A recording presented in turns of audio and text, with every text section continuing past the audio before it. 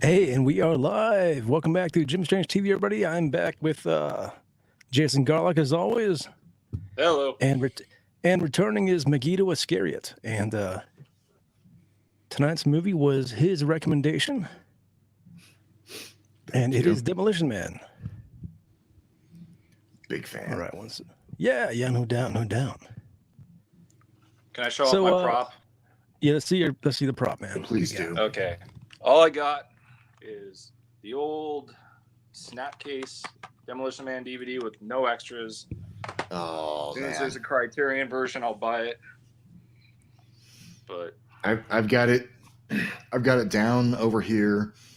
I didn't want to dig it out, but I do have the both the Blu-ray and the DVD version of it. nice. And I'm wearing a cool shirt that it's up to Trembling Colors if he's watching this stream to figure out the correlation with this movie. Excellent full screen here. All right, there's the chat. All right, nobody's in here yet. This movie came like what, 93? About that, 93, 94. It was, I'm pretty sure it was pre-95. It was 93. I'm good with copyrights. I think it came out the same year as Last Action Hero, I want to say. Oh, nice. Well, I think this was I like Last Action Hero, but I think this was a little bit of a smarter movie. Yeah. This in terms of just the general feel, I think was a better movie. As much as I love the movie Last Action Hero.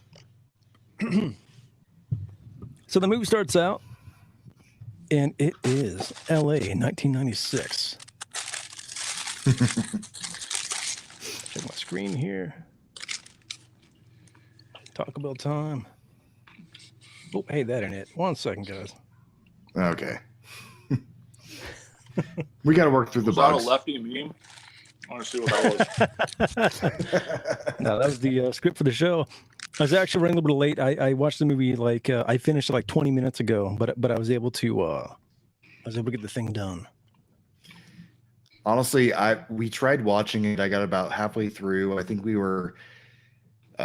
ended up to the point where they got to the rat burgers. That was as far as I got. So I think I'm okay because I've seen this movie more times than I've seen probably 95% of the other movies I've ever seen. Well, regardless, the movie starts out, it's LA 1996, and the Hollywood sign is on fire. As And it the should LAPD be. Yeah, Yes. this was what the LA riots like what 91, 92? About that, yeah. Sound about right? I think so, yeah. It sounds about right. I'm trying to think. There we go. Yeah, there we are. Yeah, there we go. And everything's on fire, and we got what looks like militarized Humvees over here. Looks like the police have been militarized. A little prophetic there. No doubt. We have those even today. We have police Humvees for special weapons and tactics. And we got here are the slums of LA. Which Basically, actually look a little better than most of LA. Yeah, it kind of looks like it is now. It's very LA-ish. And we see a helicopter approaching. And remember when we used to let commercial airlines land in this town? I don't understand where we're going. Here's Stallone. Stallone shows up. He is John Spartan, which is a very good name. Very strong name. Great name. Very appropriate. He tells the pilot that you're doing a good deed. You want to give us a better reason? Yeah, a maniac hijacked a municipal bus with 30 passengers on it. So he is here to save some passengers. Reminds me of another 90s movie. A few of that them, one also actually, had. Are you thinking Speed? Yeah. With Sandra Bullock also? Yeah. Yep. That was her shtick for a little bit there. By the way, Garlock, are you eating Taco Bell? Yeah. You want some? I would love some. I will take the caviar and I actually no. Wait, I think we have to get into the movie a little bit further before we can talk about that. But yes, Oh. I will definitely have some Taco Bell. There we go. I'm They're just still really on. hungry. Sorry, I haven't eaten all day, so I just Yeah, That's understandable, but it is also very, very appropriate. All right, there's a helicopter Stallone, and they're going over the ruins here. Oh, look at that building there. That's pretty messed up. That's the bombed out headquarters where Wesley Snipes is hanging out. It kind of looks like Fallujah. Stallone is gearing up, and they're going over there, and say send the maniac to catch one, because Stallone is a maniac, and he bungees down, and he starts shooting guys right away. And he kicks open a door. He slides down an old abandoned elevator shaft, and the opening of this movie is already action packed. Yes. And this is Stallone. Stallone's basically at the peak of his powers here. He is the Stallone, the iconic Stallone, not the old man Stallone. Old man Stallone's cool too, but he's probably about 45 or something in this, but he looks great. He looks phenomenal. yeah, no, he is jacked. He's pretty He jacked. seriously looks like he's in his 30s, even here. He is a one-man army, but somebody's watching him on the security camera, and this person has a skull knife. Oh, look at that knife. Pretty slick. Pretty slick knife. Got it from the Punisher, from Dolph Lundgren. Is that the same knife? Looks like it. Knife Definitely does. They use the knife. He used the knife to bust open what looks like a bunch of gasoline. And we see that it is Wesley Snipes as Simon Phoenix, because he will rise from the Can I ashes just say, at some point. But yes, this is before Blade, before anything else that he did in the 90s. This was probably Wesley Snipes' best role. He lived this role. I agree. well, and then the next scene he's doing a bunch of cocaine, but John Spartan has the drop on him. You're under Yep. arrest. Snipes, he's basically Rodman here. He's kind of got some Rodman hair. He does. And he's got these crazy like Beetlejuice pants going. I read up on this, and Rodman actually took this movie and like stylized himself after Wesley Snipes in this movie. There we go. You see the makes the sense. Beetlejuice pants.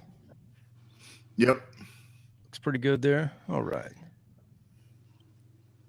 Stallone asks him, "Hey, where's the passengers at?" And Rodman says the passengers are gone. Last time, Phoenix, where are the hostages? To hell with the hostages. This is between you and me.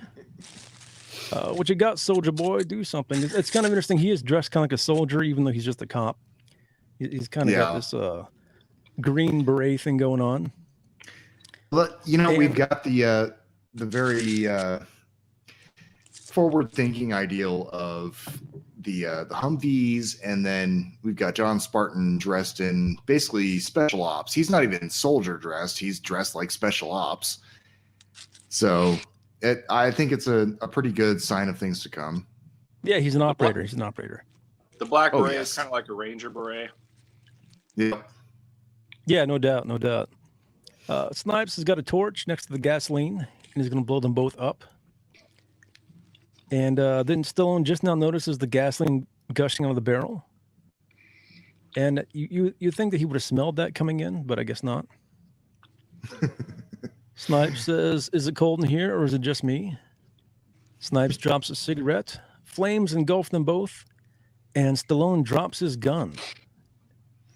I gotta mention Stallone, this was a trope of 70s, 80s, and 90s action movies.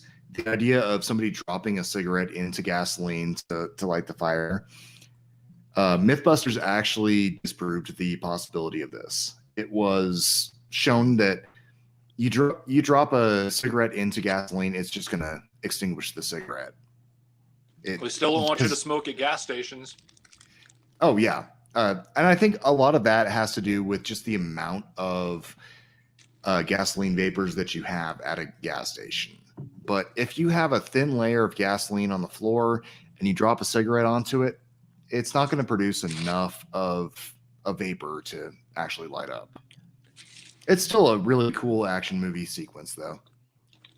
Well, I imagine it could happen if you did it enough times, But yeah, and a cigar probably would be a better choice than a cigarette, just because a cigar, it burns at a higher temperature and it holds on longer. So you could probably light a gasoline field like you got here with a cigar, not so much with a cigarette. Well, so. But yeah, well, this Stallone movie, probably didn't want to test it.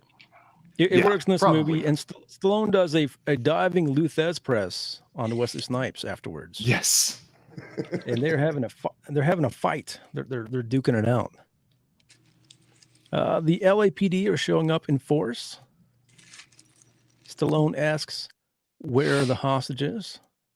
And he says, "Where did I put them? I swear I'd lose my head if it wasn't attached." This is kind of prophetic. Wink, wink. Stallone, I'll keep that in mind, which he does. But he punches Snipes in the face, and the fire now, it has reached a bunch of C4. And there's also a rifle rack there. Why didn't Phoenix use one of these rifles? Because he's crazy. That's why. Because he had a blowtorch. that is actually a really good explanation. He is a psychopath. He's kind of like the Joker. Yeah, he's kind that's of vibe I got. He's an agent of chaos with some. He's the Beetlejuice Heath pants. Ledger. Yeah, he's the Heath Ledger Joker specifically. Yeah. Like before the Heath Ledger Joker, there was this guy.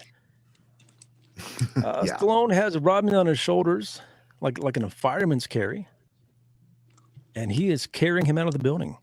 You said Rodman. Oh, well, same deal. He's basically Rodman. He's playing Rodman at this point. The entire building collapses, and what must have cost a fortune to film, unless it didn't look like a model. I don't know. I couldn't tell. This was Stallone at his peak, so he can probably afford to blow up a building or two. Oh yeah. Spartan, he's now with who I assume is the chief. And the chief's like, "Damn it, John, I'm tired of this Demolition Man shit. You're not supposed to come down here. Roll credits. You're not supposed to arrest Phoenix single-handed, and you're not supposed to blow your thing up." There's a cop on the edge. He is. Yeah, this is the The ends the justify classic the scene. means. This is Dirty like Harry here. Yes, this is like the leading edge of the Dirty Harry. Basically the good cop, bad cop idea. And there we go. Perfect example. Just his look. It's partially confused, but partially you just have that determination. This is only 3 years after the movie was made, so the future that they have here is like really kind of like more than 3 years worth of progression. And thank you, Trembling. That I actually knew that. The European release of the movie. I guess Taco Bell is not popular in Europe. Well, they're owned by the same company. Yeah, that they are. That they are. I don't know if they were at the time though. That's the big thing. Maybe not. Because Jim and I did time at the Hut, and we knew it was part of the whole Hut, KFC, Taco Bell conglomerate. All right, and here the chief says, "Hey, I know you've been trying to nail a cycle for 2 years, but try remembering a little thing called simple police procedure." kind of just driving that theme home. Captain asks, "Where are the hostages? They're not here." Stallone says he must have stashed them somewhere. How do you know they weren't in there? Because I did a thorough check, and there's only 8 of them, all part of his gang. To which Snipes says, "Wrong again." I think he said thermal check. Thermal check, actually, okay. That plays into the future, the storyline, but they use the thermal sensors to see there are only 8 people. Nice. You have something to say, scumbag? The captain tells Stallone that they're going to have a nice long chat because Stallone is on thin ice. A fireman appears, and he says that there's bodies everywhere. There must be 20 or 30 of them, and the passengers are all dead. And Snipes says, "You hear that, Captain? I told him." He said he didn't care. Oh, my goodness. I think the captain was the same captain in the Lethal Weapon movies. I'm not sure. I didn't check, but he looked like the same guy. I kind of thought it was. I again didn't check either, but he certainly seems like it. Stallone here, he has to be held back. You sacrificed all those innocent people for little old me. We're going to be spending a lot of quality time together. See you, sweetie, as Snipes is taken away. And the captain tells Stallone, if you get a lawyer, you better call him. Once Stallone, again, proving Snipes is a great villain. He's in deep trouble, man. Stallone is. He didn't go by the book, and now he has to pay the price. And here we are in the future. He's got a white jumpsuit on because I guess orange isn't cool in the future. Makes sense. Yeah, this is made around 93. This is right after the LA riots. So it may have seemed conceivable that 96 would be this bad. Yeah. I mean, we got here. 2020 isn't that much better in LA. The warden, guys, is John Spartan. You've done some great deeds for the city of Los Angeles. So it is with some regret that I, William Smithers, acting as assistant warden, hereby carry out this sentence. Stallone says, skip it. He's been sentenced to 70 years of sub-zero rehabilitation in the California Cryo Penitentiary for the involuntary manslaughter of 30 innocent civilians. Yep. I got to think Stallone must have had like a really bad lawyer to get in this kind of trouble. Yeah, well, especially considering Snipes did.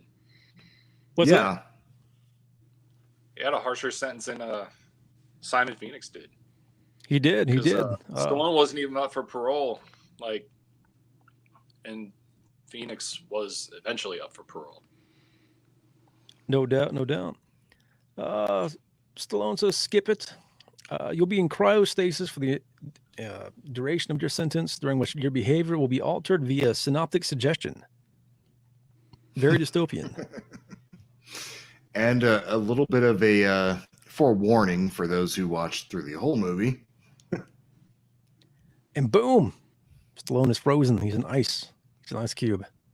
And can I just say the effects in this scene, they far outweigh what you get later 90s, even early 2000s. The freezing effects going from the little pellets dropped into the water or whatever it is, the liquid, to him being frozen in ice. It actually is convincing. Yeah. This is Stallone at his peak, so he can do whatever he wants. He can have the best effects, the best of the best. This movie was a Silver production. Joel Silver produced it. He also produced, Conspiracy Theory with Mel Gibson, Lee the Weapon, Die Hard, Roadhouse, The Matrix, The Warriors, and The Adventures of Ford Fairlane with the Dice Man. That's one we should do. Ford Fairlane. I'm all over Ford Fairlane. Definitely an A-list movie list there. Yep. And the music here was scored by Elliot Goldenthal, who also did Pet Sematary, Batman Forever, Interview with a Vampire, Alien 3, and won an Academy Award for Frida. That's one of these is not like the others. Honestly, though, I mean, the thing that you got to give Batman Forever and Batman and Robin, really good music. Batman Forever, especially, man. It's the most romantic of the Batman movies. Yeah. Modern LA is a shithole, so it works. I've never been there, but I that's what I hear. That's what it seems. You aren't missing anything. Directed by Marco Brambilla, who apparently did nothing else. His Wikipedia says that he is a video artist. Yeah. So that's kind of interesting. What the hell does that even mean? Yeah, no doubt. All right, it is 2032. Stallone is still frozen. What we got here? Boom, 2032 on the high-tech duty thing. 12 years from now. There's Sandra Bullock on a tablet. Dun, dun, dun, dun. Her name is Lenina That was good Huxley. capture. It is a play on both Lenin and Huxley because of Brave New World. Yep. She speaks very robotically. She says things like, I find this lack of stimulus to be truly disappointing. Don't you think? It's kind of really newspeaky, you know. Mhm. Yeah, it's newspeaky plus there's a little hint of just the dictionary nerd sort of thing going on. Mm-hmm. All right. By the way, that capture. U2 and Seal. Yes, those are both on Batman Forever, and those are pretty sweet songs, I gotta say. Yep. And the Offspring. And thank you to my girlfriend Christina. Yeah. Smash it up. Ooh, smash it up, smash it up, smash it up. That was a great song. The warden has his retina scanned, and he is giving parole hearings.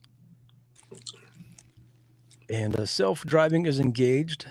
No police presence is required in the city at this time. Lenine is kind of bored. Another good action movie, kind of 90s sci-fi trope. Yeah, no doubt, no doubt. By the way, I want to give a little bit of credit to the videographer, photographer, everybody who did the visuals on this movie. This capture, I don't know if you meant to do it, but this capture is just magnificent in terms of just an overall visual feel, because you don't see the capture equipment, you don't see the cameras, you don't see anything like that. They did an amazing job, and you still get reflection in the eye. Yeah, no doubt. Report to the station. Oh boy, how exciting. We see a scene with some riffraff underground. They shoot some graffiti out that is covered up instantly. And they are watching through a periscope. And it is Dennis Leary as Edgar Friendly, who says, I love everything about this. He says, God, I love to hate this place. Where you at here? He's pretty Dennis Leary in this movie. Like, love him or hate yeah, him. do you guys like Dennis Leary? Oh, hey, where'd you go, Megiddo? Sorry, there you are. I love Dennis Leary. I got friendly feelings towards him. I liked No Cure for Cancer, and I liked a couple of stand-ups until I found out that like all the shit he ripped off from Bill Hicks. So, no, fuck Dennis Leary, pretty much. Well, I don't think Bill Hicks was funny at all until he became Alex Jones. Yeah, so I think Dennis Leary gets credit for taking the act to new places. I think Dennis Leary just kind of ran the same shtick into the ground. But I think he presented it. I think he presented it better. Bill Hicks, I think, he had the creativity, but Dennis Leary, he had the stage presence. I think that's really what it came down to. Was Bill Hicks was the good writer, and Dennis Leary, he was the front man. Trembling colors. Is Sandra Bullock hot? She look like Michael Jackson. Why can't she be both? Trembling. Why does it have to be an or? Why is there the binary? She's back now at the police station, and yeah, that is a very Michael Jackson jacket. You're right. It's very. That is a very good point. It's a very fascist kind of jacket, which is kind of weird because these people are kind of like I don't know, nerds, newspeaky, yeah, like nerdy fascists. They're all wimps. All right. They haven't been in the shit. That's true. That's true. All right, we got here Rob Schneider. Yes. This is the first of the very fruitful Rob Schneider Stallone collaborations of the 90s. The other being Judge Dredd. Judge Dredd. And I know a lot of people hate Rob Schneider in the Stallone movies, but I freaking love him. I think Schneider with Stallone was the best of both of their careers. At least Schneider's. I would agree on the Schneider part. I don't know about Stallone's career being I don't know if Schneider was the highlight of it. I mean, yeah, Rambo probably was the problem. Maybe. Eulalia says that she does indeed look like MJ. Yeah, well, I guess yeah.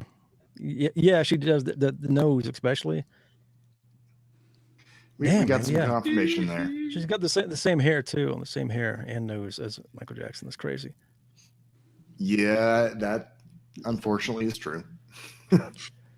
Schneider's picking up the phone and he says, "Greetings and salutations. Welcome to the emergency of the line of the San Angeles Police Department. If you prefer an automated response, press 1 now." Thought that was cute. Everything is so sanitized in this future that you might even want to talk to a robot instead of a human. All right, and now we got Spooky Glasses Guy.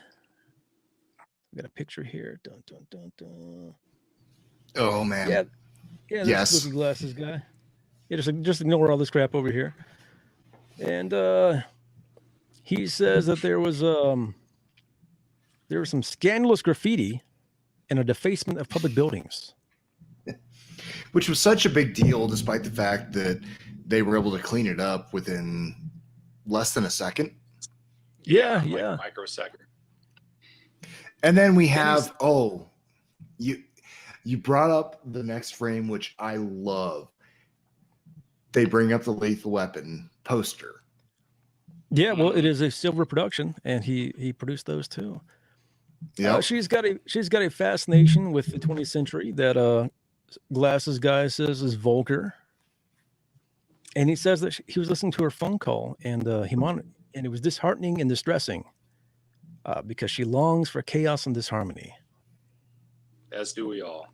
I love that this guy's name is Alfredo Garcia. Yeah. Yes. Like, that's pretty cool. She goes back to her office and she says, "Sanctimonious asshole," and a little buzzer goes off and she gets fined for cursing.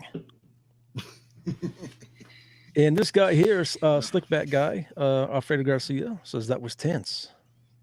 And by the way, she's bored. I'm sorry. Yes. I'm sorry, Garlock, but you have demonetized us with your cursing. I will never forgive you.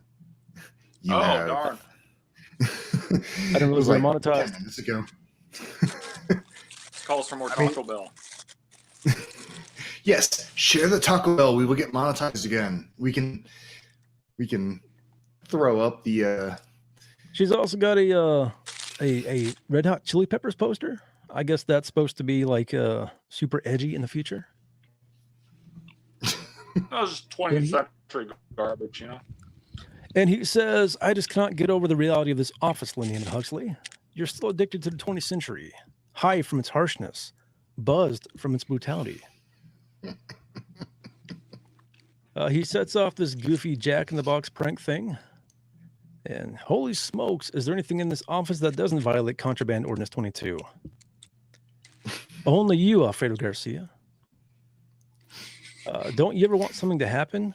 She wants a happening. She is dying for the happening. She's looking for excitement. Yes. We got here. Boom. Uh-oh.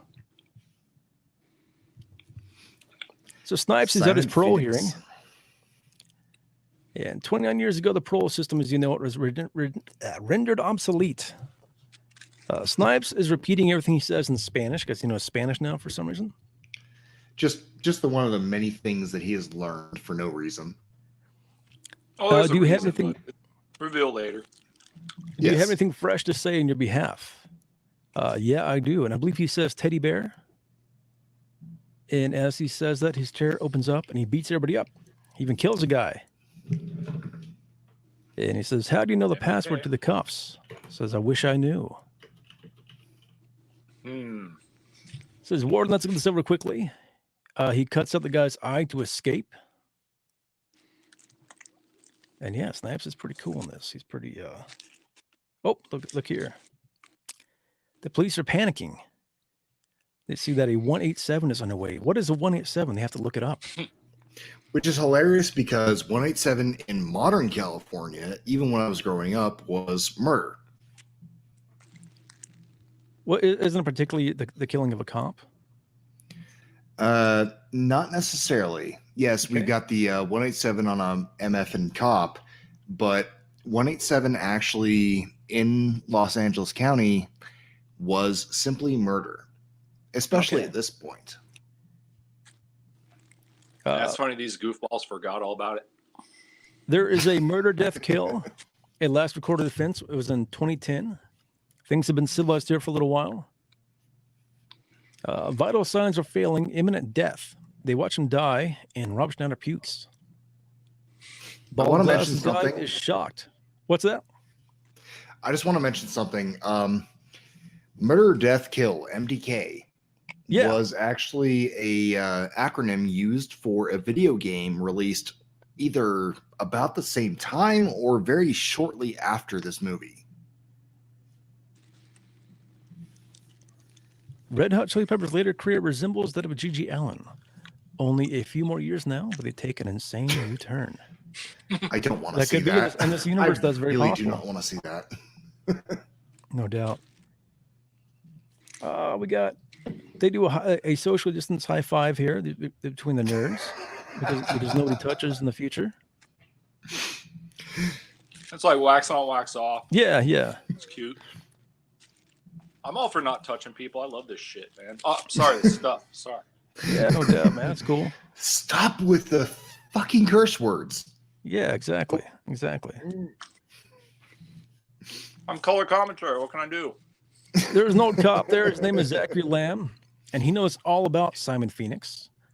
And he says he's evil in a way you've never read about. A criminal, the likes of which you've never seen. You don't get it, Lanina Huxley. Everybody addresses each other by their name. Like, you don't get it, Jason Yeah, full Garlock. names. Yeah.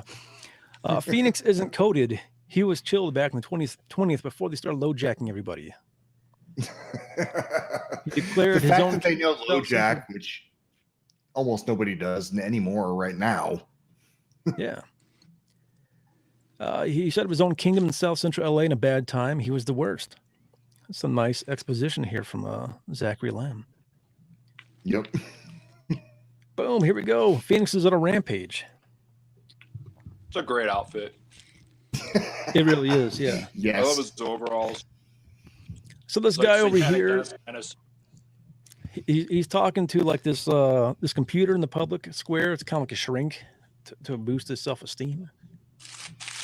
And he says, I don't know, lately I feel like there's nothing special about me. So he's very Yep. that's kind of in the future, people need to feel special. What? Snipe tells him Wow. very prescient. Snipe tells him to get out of there. Snipes runs him off. He isn't having it. No safe spaces for Wesley Snipes. Exactly. He hits the ego boost button, and it tells him that he looks great today. Oh, this is what the computer said to that sensitive guy. It says, you're an incredibly sensitive man who inspires joy feelings in all those around you. Man, and he didn't even have to spend $20,000 to get that. That's true. It's true. It's free in the future. Oh, that's getting a little ahead of us here. So Snipe starts hacking the thing. And he's been programmed by somebody. Almost like a mind control kind of thing going on. Look, I don't need a history lesson. Come on, Hal. Where are the guns? And he gets fined for dropping a GD in there. He throws it away. He drops an FU, and the police have been notified. And the police are there, and he's surrounded. And a cop has a little Palm Pilot, and he asks it for instructions. And it says, with a firm tone of voice, ask the maniac to lie down with his hands behind his back. So we get the little thing here. Looks like it says ask him to do push-ups. Yeah, maybe, yeah. It does It looks like he's doing a little bit more, maybe. I mean, shit. It says, what's this, 6 of you? Such nice, tidy uniforms. I'm so scared. Nobody reacts. And he says, what, you guys don't have sarcasm anymore? The cop says the maniac has made a scornful remark. Oh, my goodness. And it tells him to repeat with an even firmer tone of voice and add an or else. To which he does, and Phoenix isn't having it. And he's still activating the anti-graffiti program. And it pops up and shocks a guy. And he starts doing a bunch of blade-style kung fu. And that's So let's point out This is what's the year on this again? It's 2035. I think 2032. I think it's 2032. Yeah. Okay, Like so 32. Yeah. we're talking about 12 years from now. How many people today use something like this to get to their location? I would say most people, yeah. How much further do we have to go until police or just about anybody has to rely on a cell phone? These aren't really police; they're more like glorified social workers, which is what some folks would rather we have than police. This is very Rob true. Schneider remarks, "We're police officers. We are not trained to handle this kind of violence." Snipes, he busts open a front car window and he throws some guy 20 feet somehow. And it kind of sounds like New Jack Swing is playing. Like that was a very popular kind of music in the 90s, you know, Bobby Brown and whatnot. Yep. He gets a baton, he stuns the camera, and he says, "Simon says, everybody stand." And he blows up a car and he runs away. Which, by the way, is the beginning of a very long-running trope in this movie, the Simon Says idea. Yeah, it's one of his catchphrases, Snipes. It's a catchphrase of his. It was before Die Hard 3. What's that? Yeah. Die Hard 3, the villain was named Simon. He was Hans Gruber's brother, played by Jeremy Irons, and his whole thing was like Simon Says, like he commanded Bruce Willis or John McClane to go into the lower red part of town wearing a sign that said he hated a certain ethnicity, and Samuel Jackson had to save him. But yeah, this is Simon Says before Die Hard 3. Yes. St. Alma says he's looking forward to Bobby Brown's huge comeback in the year 2029. I think we all are. Well, I'll pray that he does not OD on crack before then, or oh my goodness, do the bathtub drown thing. So we see a guy in Jedi robes, and he's giving a teleconference about a gang called the Scraps. And they have a leader named Friendly who wants to infect the society's harmony with his venom. He must, of course, be stopped. Of course. This radical terrorist behavior by Friendly must not be allowed to disrupt our safety. Safety above all. Yeah. And boom, it's Otho. That's the key, is safety above all. And that's the safety kind of the real prescient thing. The most important thing. Safety over freedom, safety over personal liberty, whatever. Parable for our times. But I gotta say, Otho is the guy who plays Otho. He is one of my favorite 90s actors. Remember him in Beetlejuice? Oh, I mean, yeah. This guy is. Well, wasn't anything else? I mean, I think it's just this and Beetlejuice, right? I mean, as far as I know, yeah. But I mean, he was perfect for the roles. Two of them, yeah. It's basically. Yeah. I seem to think he was in more than that, but I didn't really. I watched this movie like right before we started. I didn't do any research. Otho shows up and tells him the Phoenix has escaped, and he asks for the captain of police. And they say, "How can a man be so blatantly sadistic? I want you to do everything in your power to snare this agent of destruction. You have my confidence," this guy says to the police guy. Zachary Lamb, how was Phoenix dealt with back in the 20th? And he says, in the end, it took just one man, one cop, John Spartan, the Demolition Man. They look up his file, and there's a bunch of videos of him beating up scumbags, which is pretty cool. Pretty good examples. Yeah, they say, "Are you sure this is real life? Spartan is a legend. 1,000 arrests over 3 years, all authentic criminals." It's like one a day. It's pretty good. Yeah. Lenina says they should revive him, but the captain says he's a muscle-bound grotesque who hasn't worn a shield in 40 years. I've never heard him referred to as a grotesque before, so that's kind of new. Lamb says, sounds like Phoenix is an old-fashioned criminal. We need an old-fashioned cop. All right, the next scene, we see a laser busting Spartan out of the ice. Hunting down an escaped crowd comp by releasing another one. And someone remarks, this man comes from a dissimilar method of law enforcement. I'm not sure he's any different from Phoenix himself. I would say that's kind of true. I think he has more in common with Phoenix than he does these people. That's very true. In terms of how the society has kind of coalesced over the past, well, let's see, we're going from 95 to 2030, almost 40 years. Yeah. I think he has more in common with Phoenix than he does with most of the security cats of the current year. Sandra Bullock tells him that he's been under for 36 years. He says, what happened to my wife? Her light was extinguished in the big one of 2010. And then she died in an earthquake, the earthquake.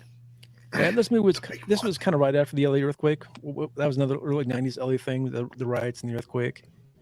Yep. So that was kind of fresh in the mind around then. So they had kind of a big disaster, a great disaster, like it's quasi-extinction level event to cause the Great Reset for this movie. Yeah. So. Yes. Yeah, good point. Yeah.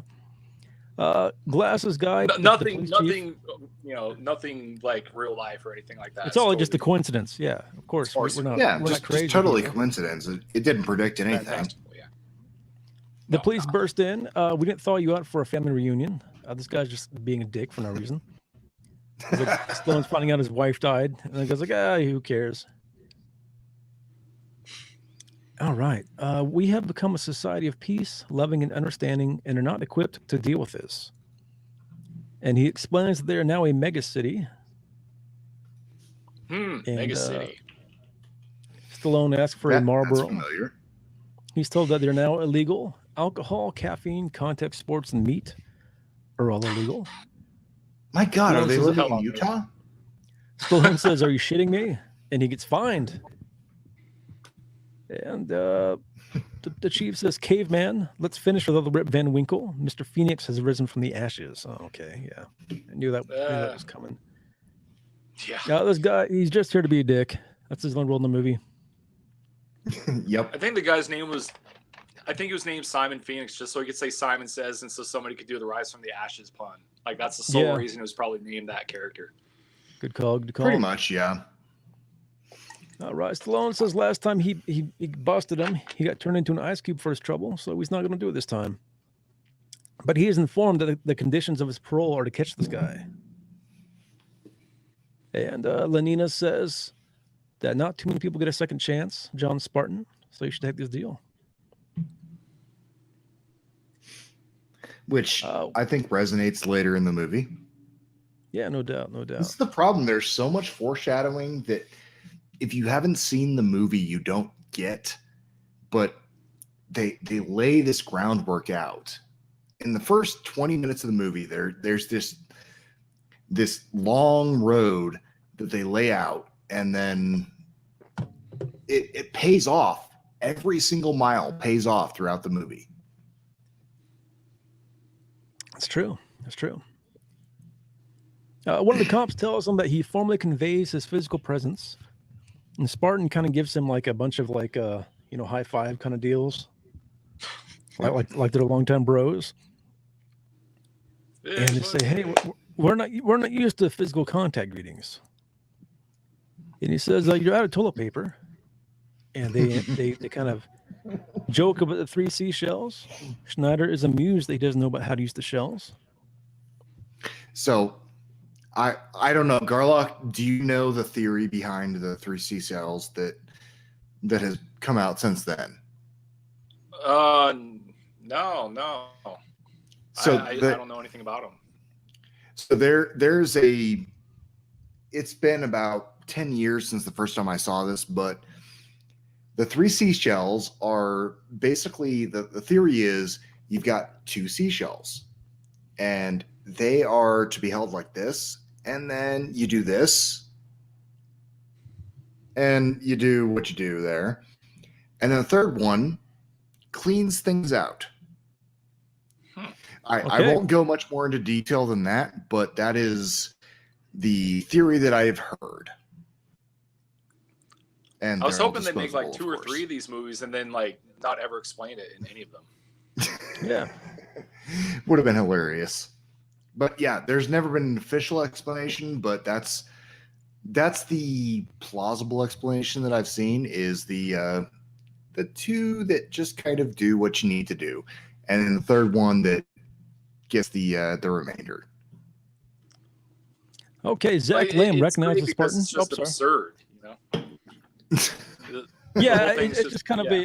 it's just one of those things that's better not explained. Yeah, Zach it's not Lamb something you recognized want the to think Spartan. about. Thing that was thrown in by the writers. And you know, Snyder's like, he doesn't know how to use the 3 seashells, and that's like a meme now. So it's great. I don't think anybody should ever know how to use 3 seashells. Probably not. So Zach Lamb recognizes Spartan, and they shake hands. And he used to just be a rookie pilot. And one of them says they seem to be friends, yet he speaks to him in the most profane manner. To which Bullock says, "This is how insecure heterosexual males used to bond." That was funny. I like that. I can Stallone, definitely That's relate. very appropriate. Yeah. Stallone goes up to the morality cuss machine and starts dropping profanity. And he really is more like Phoenix than he is like these people.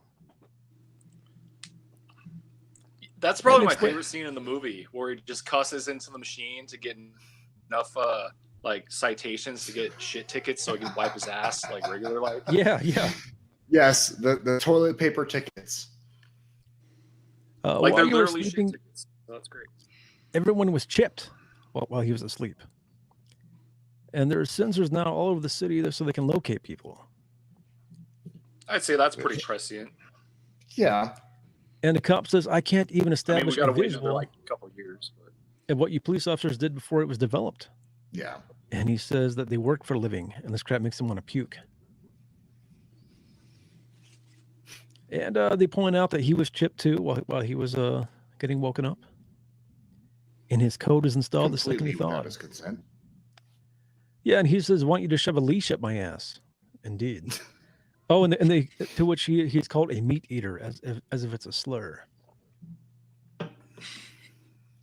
And the chief says they don't need Spartan because their computer has already told them that Phoenix is going to set up a new drug lab and establish a crime syndicate. I love that. That's so funny. Stallone says, "BS, he's not starting a business. He's going to go for a gun. Who cares what this primate thinks? The only place a person can even view a gun in the city is at a museum." And this gives Stallone a hint. More foreshadowing. Boom, here we go. Here's the museum. With the guns. Yeah, this is the Hall of Violence, as we can see up here. With his Oshkosh Bagosh outfit. Yeah, no doubt. He says home sweet home, as there's imagery of riots and looting, etc. Boom, here we go. Stallone tries to drive the poor car, but it's a little too high-tech for him. He insists that Huxley drive. Which She puts on the... Oh, sorry, go ahead. Megiddo? I was going to say, the 3 of us at least, let's say we were introduced to a Tesla and we're told, hey, push this button and you get autopilot. Would any of us say, let's push that button? No, I still would go, I'm going to hold on to the steering wheel and not let the robot take over. Yeah, it's a little bit of a culture shock for him. Yeah. He puts on the oldies station, and it is all jingles. It's very nightmarish, and that their only connection to the past is via consumerism. It's pretty funny. Yeah. He says, somebody put me back in the fridge. He's not having it. I kind of want to mention... Yeah. Sorry. I kind of want to mention there is actually... It's not as strong as we see in the movie, but there is actually a decent amount of nostalgia based on commercials today. If you think about it, even going back to the 80s with Where's the Beef, there is actually a significant amount of nostalgia based on commercials. Oh, definitely. I partied at this one place one time where the people that lived there just put on a videotape of a bunch of old commercials from the 80s. I'm like, Yeah. okay, this is cool. Yeah, But yeah, interesting. Where's the Beef, all that shit. It was weird. Where's the actual music? Yeah, I mean, just old commercials, like all that. Yeah. Snipes now, he's in the gangster section. And he sees a bunch of guns and he says, do I got to wait that 15-day waiting period or can I take one now? And he punches the glass and hurts his hand. And then he starts kicking it. And someone says, greetings, what seems to be your boggle? And he asks the guy how much he weighs. And then he press slams him through the glass. One thing I should note real quick with the dialogue is that this movie is co-written by Daniel Waters, who wrote Heathers. So yeah, Heathers has this really weird, like idiosyncratic dialogue. Like he kind of created his own sort of slang because he wanted the movie to be timeless. So instead of using stuff that was, said back in the late 80s, he made up his own shit. Like, oh, that's so very. And somebody in this movie actually uses that. Like, that's very. Interesting. Yeah. And I see Trembling Colors actually mentioned there are a lot of YouTube channels of nothing but old commercials, and he is absolutely right. And they get more views than we ever will, so. Yeah. We'll get there. Snipes finds a shotgun. I keep eating this damn Taco Bell. Where is it? Wait a minute, this is the feature. Where are all the phaser guns at? And he sees a military display for the magnetic accelerator gun. Some guards show up. He shoots them. He gets the gun, says he wants to leave quickly. Haley Cooper says that we must consume. Oh, thank you. Appropriate. I got to pace myself, or otherwise, I'll have to take a very long break. He gets the gun, says he wants to leave quickly. Patience is not one of his virtues. Says, excuse me, Rambo, I need to borrow this. And he's grabbing more guns. He has a whole bunch of guns now. That is Snipes. Kind of like the Rambo reference in a Stallone movie. Yeah. Stallone has a glow rod, and he tests it on just some random guy. Zerp. Yeah, that was cool. And the guy I like that. That guy probably falls down and cracks his skull and is dead now, but whatever. It's for the greater good. He tells him to wait outside and give him 10 minutes. Snipes blasts his way out with a cannon, like a legitimate Civil War cannon.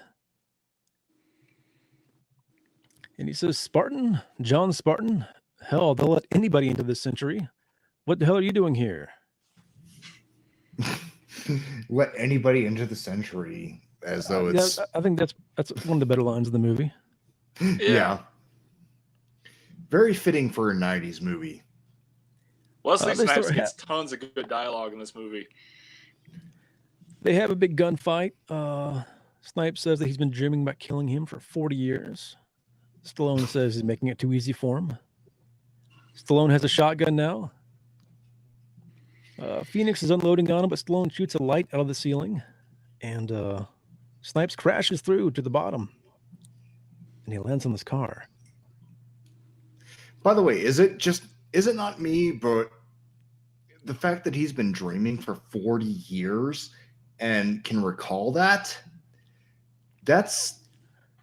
pretty messed up right there. Well, Stallone later says that he was awake the whole time, or for most of it. So both of them have their side effects, whatever. Fuck you. Like, okay, cool, thanks. Yeah, never mind. It's okay. We're in prison, but we're frozen, so it's okay. No, you're dreaming for 40 years, trying to get the person that you were against. That I probably wouldn't mind because my dreams are all weird and cool. They're all like kind of like fucked up little adventure stories, just like weird little skits. So yeah, 40 years of those, that'd be cool. Whatever. There's a scene where there's a bunch of water, and Stallone sticks the taser in the water and shocks Snipes. But then Snipes gets right back up. He basically no-sells it. And he tells He has Stallone that it's enhanced a brave... abilities. He says that it's a brave new world and shoots at him with his future gun. I got to say, the action scene in this movie, they aren't really well thought out. They aren't like... They're not. There's not a lot of psychology to them. They're not like Michael Bay bad, but they're not like it's not like Pack and Power or something, you know. It's not like they're not well thought out, but they're packed with action, and I think they fit the movie because the movie itself is, you have this jump for almost 40 years between Stallone being frozen and him being awakened. I kind of like the randomness of the action scenes. Well, I think you can kind of tell this guy is not a seasoned action director. He's like some weird art guy. Yeah. The director. Wonder how he got the job. Like I have no idea. I have no idea who this guy is. Probably, I'm guessing because he would do anything that Joel Silver told him to. It seems like maybe like a Brett Ratner type. That's kind of what I was thinking. Yeah. We'll just leave it at that. They did a bunch of coke together with Stallone. So, hey, let's make this crazy movie. And they said, yeah, we'll get this guy to do it. He'll direct it for us. All right. Otho shows up with the Jedi guy from earlier, who is Cocteau. We'll call him that from now on. By the way, we should mention that's also Bilbo. Is that? From? Oh, okay. That's why it looks familiar. I think so. No. Sorry. I am thinking of Fifth Element. Okay. Yeah, I was thinking they got to be pretty old. Talking about Ian Holm? Yes. Okay. Yeah, Ian Holm was in the first Alien. Which he was awesome in that. Mm-hmm. Gotta love the androids. He was the android, right? Okay. Yes, he was. All right. Wesley Snipes shows up and he starts shooting at Cocteau. He misses, but says that he'll get him with his next shot. It's almost like he can't shoot him. It's kind of like the RoboCop thing. He's been programmed where he can't fire at the head of the company. Yes, totally. That's when I rewatched it. I got the Directive 4 vibe from that. Absolutely. Yeah. Exactly. He says, you have a job to do, don't you? This guy is basically a mind control handler. Snipes wants to kill him, but he can't. And the handler guy tells him to kill Friendly, played by, what's his name? Dennis Leary, yeah. That guy, Cocteau, or whatever his name is, he's the architect of this entire future. Like, he's pretty much the reason everything is the way it is now. He is the technocratic elite. Yep. Stallone crashes the party, fires after Snipes. And he says, you don't know how lucky you are that maniac didn't whack you. Whatever whacking is, it sounds rather unagreeable. I would agree. Bullock says, not bad for a 74-year-old. He's finally matched his meat. You really licked his ass. To which Stallone has to explain that's met his match and kicked his ass. I love her faux paws or faux paw, whatever you call it. Like I love her like mangling all the 20th century jargon. It's great. I actually kind of like faux paws better, just because it fits. There you go. Her understanding more. Yeah. You really. Oh, where are we at here? Oh, the mind control guy thinks he thanks Spartan for saving him and invites him to dinner at Taco Bell. Oh, that's my cue. Yep, there we go. I've been waiting for that. And he says, Spacely Sprocket's here, the man in charge, who wants to take him to Taco Bell. He's also the one who built the cryo prison. And she says, Dr. Cocteau is the most important man in San Angeles. He practically created our whole way of life. Can I just say, Garlock is probably enjoying Taco Bell far more than people in the future will. Because Taco Bell in modern times, it is absolutely not good for you, but it is delicious. No, you do not get the tortilla wrap. You don't get anything like that. You get little pills. Yeah, it's like this little designer food. The kind of bullshit you see on MasterChef in the finals. Oh, God. I think it's worse, actually. No, you're probably right. But yeah, no, the Taco Bell that we get today, there are problems with it, but man, compared to what they get served in 2035, yeah, I'll take modern day Taco Bell. All right, the chief has a plan, and it's just to wait for Phoenix to kill somebody again and then go find him. Stallone says that's a great plan. All sarcastic like, but nobody gets it. And Bullock then explains that she's been following his escapades for a while, and she mentions the Schwarzenegger library and says that Arnold became president. Which I remember not that long ago, before Trump became president, there was actually a petition to try to make it possible. I'd sign it. And this was well before his governor thing. Like he was nowhere near being in political office, but when this movie came out, so another check mark for the old precog Demolition Man. We're not going to bring Tom Cruise into this, so they nuked the dollar menu. Oh my goodness. Oh yeah, I got to agree. It's just destroyed. Snipes is going into a sewer, and he announces that he's going to kill this friendly guy.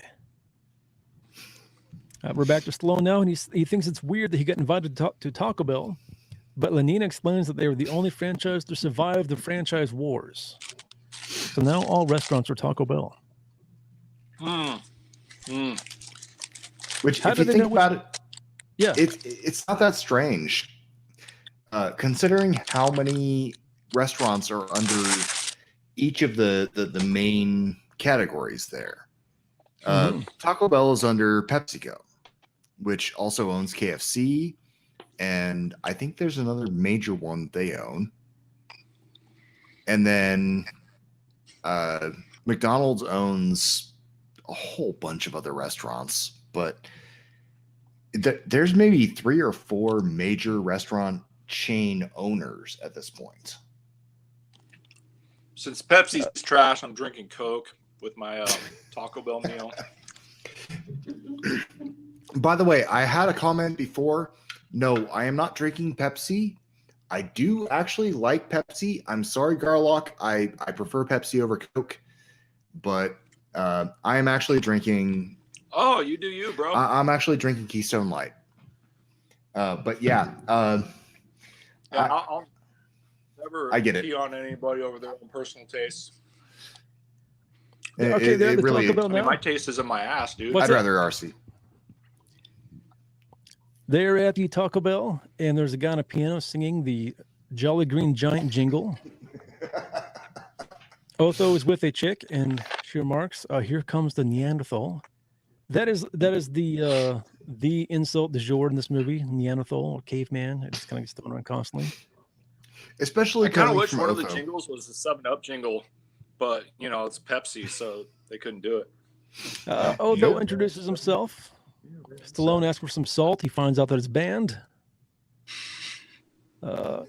Cocteau asks him what he thinks of the future. Stallone says that he thought it would be a rotting cesspool the way things were going. Cocteau says, "You weren't here when the real disturbances began. Civilization tried to destroy itself. The citizenry cocooning themselves in their home, afraid to go out. People just wanted the madness over with. He saw a chance to make things right, so he took it. Oh my goodness." Is that why Elon told us to watch this? Maybe. Parable for our times. Stallone asks for a plane ticket out of here. Stallone doesn't care. He thinks it sucks. And he says that he was awake during his sentence. It was a 30-year nightmare. And he tells them that it would have been more humane to stake him down and feed him to the crows. Otho's lady tells him that he's a brutish fossil, symbolic of a decayed era, thankfully forgotten. So Garlock, I think you are picking up on this as well. Feed him to the crows. That is a very Titan reference. We're looking Prometheus. Yes, Prometheus. The idea of let's feed him to the crows, despite the fact that he is our ancestor and our predecessor who kind of led us to where we are today. And probably our only hope for the future. Yeah. It's an interesting... I kind of think that was probably intentional. So there's a Promethean aspect to... Oh, yes.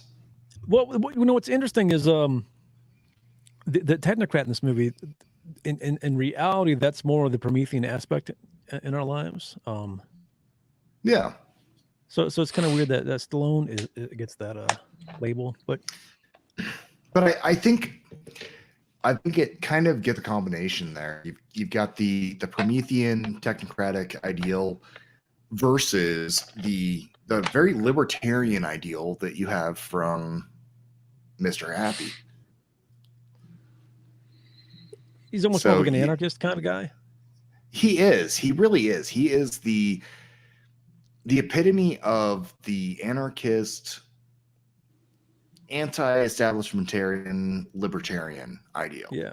Which is kind of ridiculous, but I still like his concept better than I do the police state that they have. Yeah, no doubt. For the time, guys. What's up, Garlock? I was gonna say, for the time, like casting Edgar Friendly with Dennis Leary is pretty much pitch perfect. You know, yes, he kind of embodied all that no doubt, kind of stuff. No doubt. Absolutely. And he even goes into one of his spiels. It's the movie. The context of the movie allows him to do his like whole red meat. He was doing a stand-up, cigarette, whatever. Yeah, he just does his act basically. Yeah. I'm guessing Stallone saw his act. I was like, hey, that could be a guy in a movie. Let's do that.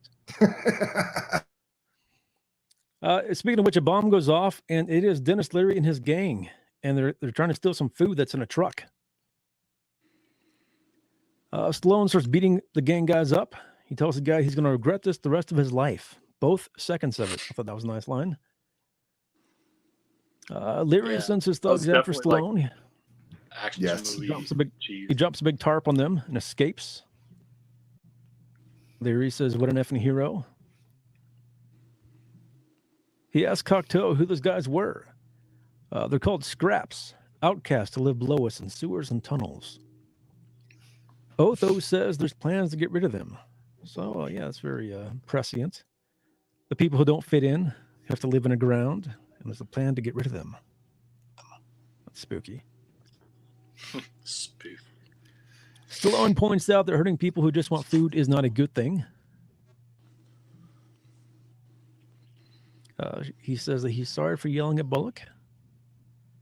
And she says, no need to make it de-hurtful retraction.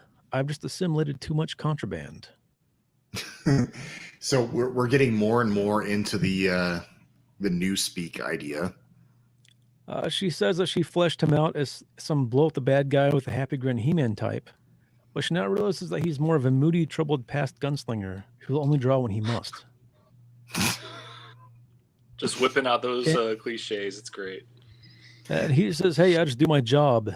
And she adds, and things get demolished. Oh, my goodness. Roll credits. Stallone, yeah. Stallone wonders about his daughter in this world. Lenine offers to look her up, but he declines. But she does hand him a mini disc that he asked for. I had a weird theory. What? Okay, maybe so mini discs are going to. Yes. What's that? So he has a daughter out there, and he doesn't know who or where she is. That's about, what, 30, 35 or so. So what if, oh no, that's, oh jeez. Sequel. Yeah. Are you saying they should have cast Kay Parker? Polanski. But no. Stallone wonders about his daughter in the world. Okay, here we go. Next thing we see Snipes, and he's in a villain lair. It's Cocteau's place. Cocteau and Otho show up. Cocteau calls for the lights, but they don't work. Snipes explains that he's changed the password and is now illuminate, deluminate, and the lights go on and off. Welcome to the modern day with Alexa. Yeah, very interesting choice of words. He's getting a real kick out of the future. He's got the cool new outfit that you see on the cover, the kind of like Mad Maxy outfit he's got, which is awesome. And Cocteau says, "Your skills have been given to you for a reason, not your personal amusement." And he wants friendly kill before he starts a revolution. Too bad. And he says, "I will do your dastardly deed for you, but I'll need some help." And he wants 6 of his men defrozen. Yes. And he says that they are not Mad Dog killer types, so you can go ahead and do that.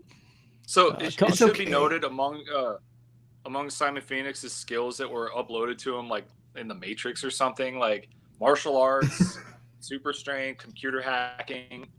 So before he got frozen, like Simon Phoenix didn't really have the Wesley Snipes martial arts abilities. Like he got that. This is true.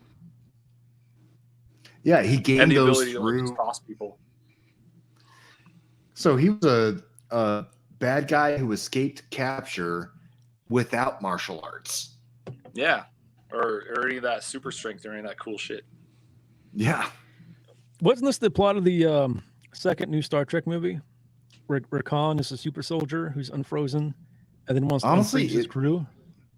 It was really kind of the plot of even Star Trek II, the original movies. No, okay. I mean, Khan was beyond human. He was the ultimate human. So Star Trek II or Star Trek II, the J.J. Abrams version, they're about the same in terms of what Khan was. Yeah, so Snipes is basically Khan. Constructed super soldier. He's Khan. He's Khan meets the Joker, basically. Pretty much, yeah. He asked him what Snipes asks, "What is John Spartan doing here?" Yeah, and Cocteau says, "Look, do your business, and I'll stuff him back in the freezer. I took care of Spartan once, I'll take care of him again. Now I need those men defrosted." This guy's plan is pretty dumb. This is true. We are back at Hugs' place now, and it's all decked out like the 20th century. She's basically like a weeb, but her shtick is the 20th century. And she says there is, of course, a well-known documented link between sex and violence. And then she awkwardly asks him if he wants to have sex. And Stallone's like, "Yeah, sure, why not?"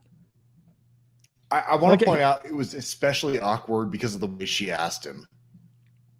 I like how he just found his wife died, like that day. Yeah. And he's like, "Yeah, whatever. My daughter, nah. Sure, why not?"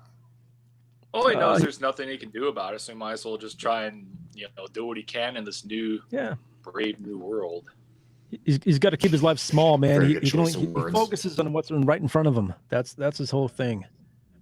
Yep. Now he starts getting undressed and he's wearing like this kind of Japanese style shirt. The Love Boat theme is playing, and she comes out in a robe and has 2 VR helmets. And boom, here we go. She's got a little helmet on, and they start having weird virtual reality sex, and he's a little weirded out by it. He's not into it. He wants to do it the old-fashioned way, and she's disgusted. She says, "You mean fluid transfer?" She explained it is pretty gross, fluid. It was one of the causes of the downfall of civilization. She says that Cocteau, the technocrat, helped get rid of people having real sex, because after AIDS, there's interest. After interest, there's UBT. And she says that even kissing is banned. Stallone asks about kids, and she says that they're grown in a lab.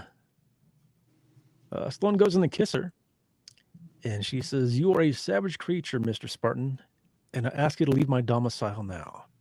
I want to say, prior to this year, I thought that this potential reaction to somebody who wanted physical contact was just ridiculous. There's no way we're going to have that. There's not going to be some point where somebody who is, just meeting somebody is just going to be, dude, no physical contact. You stay 6 feet away from me. And yet this year, okay, I actually get it. Thanks, Mosh. Well, Yep, Demolition Man has their program reality, and so do we. So, Yeah, that's true. That's true.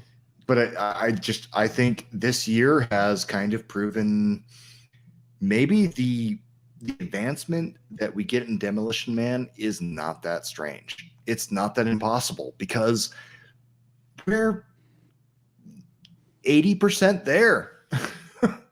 I think we Stallone really tried need to to warn work us. on Like I said, virtual Garlock. set helmets. So. Yeah.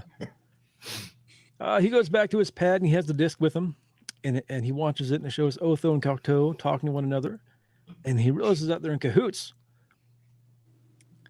He goes back to work the next day and he has knit Sandra Bullock a sweater. He is confused that he knows how to knit, and she explains that it's part of his rehab program. That's great. Yep. Just She awesome. says they gave him a skill based on his genetics. Random. And he's baffled that he came out a seamstress. And he's like, Phoenix came out a super hacker who's 3 times stronger than when he went in. But I'm a seamstress now. Seamster. They access Phoenix's profile, and he's got a bunch of new skills: urban combat kill, torture methodology, computer override authorization, survival tactics, weapons training, martial arts, murder, death, kill as a skill, I guess, Apparently. and an explosives Okay. technician. And she's like, hey, this wouldn't rehabilitate somebody, it would create a monster. Wow, really? Who develops these programs? Well, Cocteau Industries, of course. And she says, Honestly, but why to me, would it sounds like somebody power leveled. Why They would didn't the really do any benevolent- sort of like big surprise on who the architect of all this shit is. Like, they didn't do kind of the who could possibly be, the mastermind behind all this. It's just like, okay, Yeah. they introduce the guy, and yeah, I'm the bad guy. All right, cool. Well, she asked, why would the benevolent Dr. Cocteau send such a brute savage into our midst? Oh, Maybe why? because Why he's in not the so world? benevolent. And he says, that's a good question. Let's go ask him. Got news. She says that to ask him would be rude, but he assures her that he will be subtle. In the immortal words of Master Shake, why is anything anything? I guess so. He shows up and points out that he programmed him to be a terrorist, and he starts blowing up.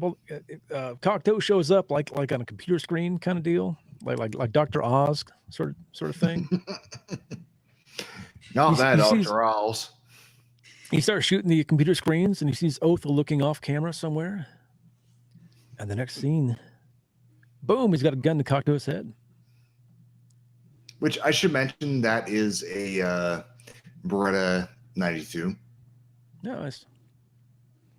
He explains that he thinks he has this maniac Phoenix under control, that he does not.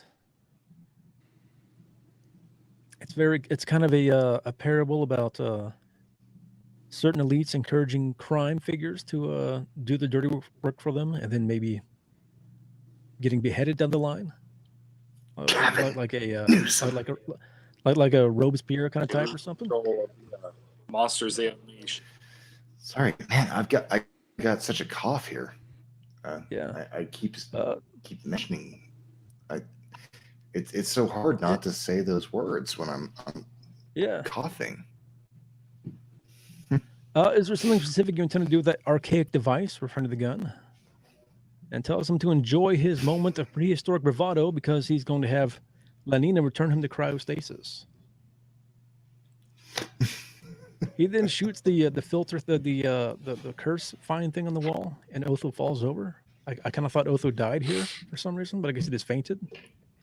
I'm kind of glad he didn't, because I actually like Rob Schneider and Ortho in this movie as comedy, because this movie it's purely comedy, but you gotta have the slapstick moments. It's all Very over the true. place. It's pretty all encompassing. I mean, it plays well as a science fiction movie, as a straight action movie, Oh, yeah. and it has its banter and its social satire, and it's a I very think it covered its well-made, bases really well. pie of many flavors. Yes.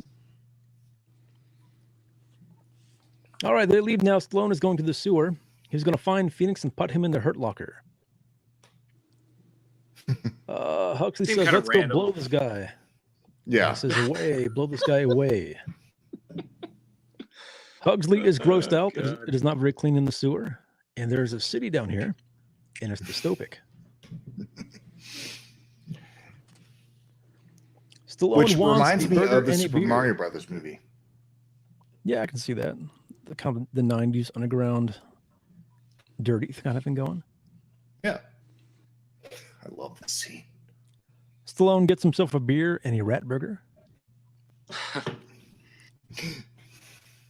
He I says don't it's have the any best rat burger he's burgers had I in can eat years. right now. What's that? Do you Well, see any cows I don't- around here? Yeah, I wish I had a rat burger I could eat right now, but no. I'd try it. Well, you know, G. Gordon Liddy was a super cop, and he liked rat burgers. So No, That makes sense. they're distracted. They find a cool car, and while they're talking about the car, Dennis Leary shows up and puts a gun to Stallone's head. Yeah, and Stallone says he doesn't even know who this guy is. What are you doing? I guess you weren't part of the Cocteau plan. Yeah, and Dennis Leary explains that he's underground because he likes to read, likes to think, he likes freedom of speech and freedom of choice. Commie. Which Boom.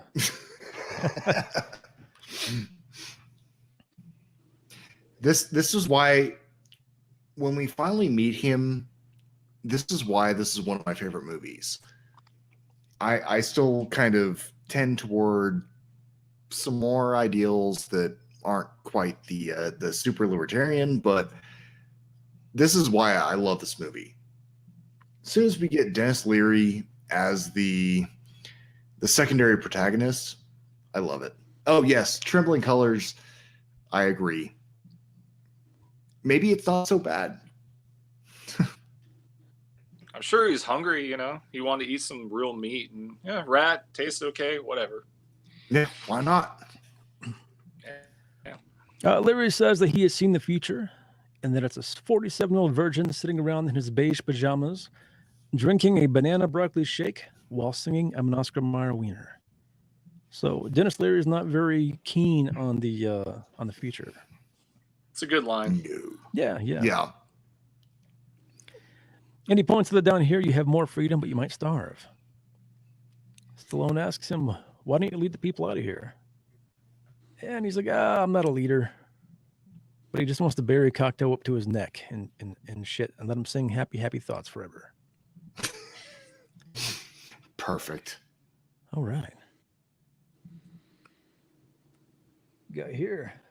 Wesley Snipes shows up and just happens to stumble in on him. All right. He is letting his thugs know that the world has become a Brady Bunch pussy-whipped version of itself. Says they're going to kill Cocteau and John the Spartan. Oh, Jesse Ventura is in his gang, I might add. Yep. Yes. Jesse the Body. I don't think he has a speaking role or anything. Body. He's dead last in the credits. He does do He does do a major thing, though. Credits. Leary is flattered that he sends Snipes out to kill him. He stumbles on him. He says he must have done something right in his previous life. He can't imagine what that was, but he starts loading his machine gun. And the place starts to cave in. Everybody's running away. Leary shoots the bridge Snipes is on, and he falls. Garcia is here and confronts Snipes and gets beat up. And now Stallone is chasing Phoenix up an elevator shaft. Snipes makes it to the surface, finds a car. And Stallone comes up now, and he has the red car from earlier, and there he is. And we got a big long car chase scene. Snipes is unloading with his machine gun. Stallone shoots at his tires. Stallone climbs onto the roof while Huxley drives, tells her to hit the pedal, and he drives in a Snipes car. And they have a scene where they're fighting while the car's going. Snipes says, remember those passengers that blew up when you were trying to catch me? They were already dead. Oh my goodness. So he went to jail for nothing. Shocker. It's still hard to make commentary here because this is just pure action movie. And I can't complain about any of it. Stallone the car tosses Snipes out of the car. Great. Like they're all photographed. Self-drive isn't working, and the car gets flying to the front of the police headquarters. Bullock shows up in her black Nazi jacket and finds Stallone in the police car surrounded by foam. Chief tells Spartan he's under arrest. But Leary is up there with his gang, and Garcia is now wearing one of the gang uniforms. Which is hilarious. He is a joiner. And the police chief said, yeah, he is, no doubt. Very much. Spartan, you can't leave. You're under arrest. This very concept negates the possibility of you leaving. So that was pretty deep. Yeah, a little heavy there. Lenina says that he can take this job and shovel it. Stallone says close enough. Yeah, it works. It works. All right, and we got here. Oh, yeah, there's the car. Yep. Which looks like a Tesla. We're back at the bad guy lair. And thanks to the terror caused by Snipes, Cocteau now has carte blanche to create the perfect society, a beacon of order with the purity of an ant colony and the beauty of a flawless pearl. To which Snipes says, you can't take away people's right to be assholes. Amen, brother. Amen. I can't disagree. He reminds him of an evil Mr. Rogers. And he asks his henchmen to kill him. And there we go. The leader of the technocrats were killed by pre-conspiracy theory Jesse Ventura. I don't even think he was governor yet. I think he was still just a B-movie actor here. Yeah. Yeah. He was a wrestler turned B-movie actor. Yeah. I mean, he was in Batman and Robin way later, I think. Wasn't he? Yeah. Yeah, another Joel Silver film. Otho still alive. They chuck Cocteau into the fireplace. The elites have been hoisted by the petard because they played a dangerous game with the thugs. Otho says that he would be delighted to continue his services under the new administration. Total typical, like, major domo suck up, like, butterball. Like, yeah. He knows he's useful, so he'll just work for whoever. Like, he doesn't get no loyalty until, I mean, he's loyal until he finds somebody new to be loyal to. And so this guy was like the king, basically. And because they killed the king, I guess Snipes now is the king of LA. Yep. The king is dead. Long live the king. Yeah. Otho's pretty much worm tongue. Yep. Yeah, no doubt. Stallone and Lenina show up and they start fighting the thugs. Lenina is beating people up. Stallone is very impressed. He says, "Where did you learn to kick like that?" And she says, "Jackie Chan movies." Works for me. Looks like the Cocteau plan just went up in smoke. Oh, John Spartan, civilization as we know it will come to an end. What will we do? They're kind of worried because this guy's dead. Now what are we going to do? But Stallone says, I don't know, but it'll be better than this. Yeah. Snipes, he is now unfreezing 80 prisoners. And that is his plan. He's going to unfreeze a whole bunch of his bad guy buddies and just wreak havoc. Stallone knocks Huxley out with the stun gun, goes in by himself. Otho is inside helping unfreeze people. Snipes is looking at a list of prisoners and says, Jeffrey Dahmer, I love that guy. And they're going to let Jeffrey Dahmer out. I love it. Which And is, of course, this is well before he got the broomstick shoved up his ass in prison. So it was Snipes kills it was the conceivable cryo that in prison '96 guard. he could have been cryo freezed. Yeah, exactly. Snipes kills all the guards. Stallone drives his car up to the prison door because you got to send a maniac to catch a maniac. Again. Snipes catches Stallone with a giant claw. And he's kind of on this throne because he's the king now. And Otho runs away. I'm kind of surprised they let Otho live. I thought he would take a bullet in the back, but he gets away. Yeah, I'm surprised he lived too. I'm glad he did. Yeah. I mean, he really is the survivor in the 90s. And on all two of the movies that he was in. Snipes is One shooting of at which being Stallone, made in the '80s. Sorry. but he runs out of ammo, and Stallone freezes the giant arm and escapes. Then Snipes has like this electricity kind of gun thing, and he wrecks the entire prison with it. And they go to fight hand to hand. And Stallone says, "Is it cold in here, or is it just me?" Snipes Every is beating good Stallone action down. movie has callback lines, like they use at the beginning, then use them at the very end. You know, just to Oh, yeah. make sure Yeah, people are paying yeah. attention. And you got to have the MacGuffin. Snipes is about to spear Stallone, but Stallone breaks this little wand in the ground, and I guess it had nitroglycerin in it or something because he's frozen. Stallone Well, says, "Heads up." Liquid nitrogen, Yeah, there we go. Liquid nitrogen. Thank Maybe. you. Yeah. something. I mean, ultimately, it's the MacGuffin of the movie that freezes everything. Was this after Yeah. T2? Oh yeah, it was. Yeah. Okay. So So that was kind of, that was fresh in everybody's mind. yeah. Stallone says, "Heads up," and he kicks Snipes' frozen head off. And then he Which- escapes the cryo prison as it explodes. I want to give a whole lot of credit to the prop department for the Wesley Snipes frozen head detached prop. Yeah. That was I like the really little well bit of, done. red ice. Yes, it was perfect. Yeah, it was. And he's probably not going to come back for a sequel. No, The as I would like Simon one. Phoenix is a great bad guy. well, he took this movie to heart, and he went so libertarian that he Yes. quit paying taxes. Yeah, right. Yeah. And then he himself ended up in real life cryo freeze. Yeah, it's But he later did he later did team up with Stallone in Expendables 3, which I have yet to watch because it's PG-13. Yes. But oh yeah. one of these days I'm going to watch them all and I'll enjoy them, I'm sure. Leary and the police show up, and they're like, "Oh no, how will we live?" And Leary says that we're all going to go out drinking. Otho shows up and offers to work for Leary. And Leary says, "Pick a color with the hair and lose the kimono. You look like a couch," which feels like it was ad-libbed. Yeah.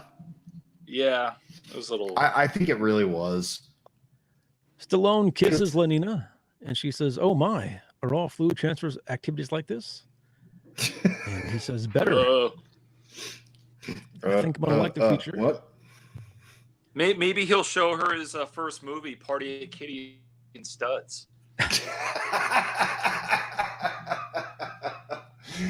For demonstrative purposes. We're already demonetized, so who cares?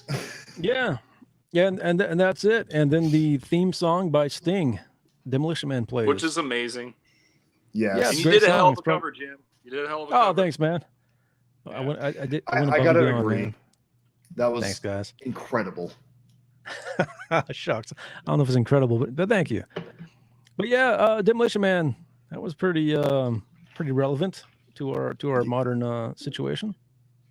Yeah, I got to agree. I think it was There we go. probably the most relevant that we've actually reviewed. I know Zach didn't get to join in on this. I think he probably would have had some good things to say, but I actually really like working with Garlock. And Oh, I thanks, think, man. yeah, no, I love working with you, man. I think this is probably the most relevant and honestly interesting for the current time movie that we've done. My goodness. Except In for terms Megiddo. of sorry, just in terms of just direct references to modern times. Yeah, it's very telling that Elon called it out. Yeah. He knows what's up. This movie's almost clairvoyant, like it's, as far as like Yes. the shit that it prophesied. I mean, the whole social distancing, the awkwardness, like everybody, like the whole Zoom thing that we're doing right Yes. now. Yeah. It's great. Yeah, it's phenomenal. And he says he's going to make a Demolition Man 2. It's in the works right now. Nice. Oh man. Nice. So if they get Sandra in it, and you know, she's like, "Oh, you were good for a 74-year-old." He actually is 74 now, so you know, she can say Wow. 150 or whatever. And it could probably still beat us all up too. He's a Jack 74-year-old. Yeah, Stallone's a stud. Like he never lost anything. Like he had some goofy movies. He's the man. Like, but he was always ripped. Like he didn't get fat and like loathsome like Schwarzenegger. He didn't get into weird political Illuminati shit like Schwarzenegger. Like the last movie he did, the last movie Stallone did, Rambo 5, it's fucking great. Yes. It's phenomenal. Like he just rips people apart. Literally cuts. It wasn't as good as some of the other ones that he did, like the Rambo movies, but it was still, man, it was still good. It was still really good. I'd say if I were to rank the Rambo movies, it would be 1, 4, 2, 5, 3. There we go. I'd almost put 2 ahead of 1. I know blasphemy, but 2 is awesome, man. Yeah. See, the thing is, 1 has the lowest body count of all the Rambo movies. Yeah. And 2, like 1 accidental. Yeah. And 2, I think, was the start of a really, really good trend. All right, guys. Well, I think about wraps it up. Thank you, everybody, for tuning in. And been a see you all pleasure. next time. Take it easy, guys.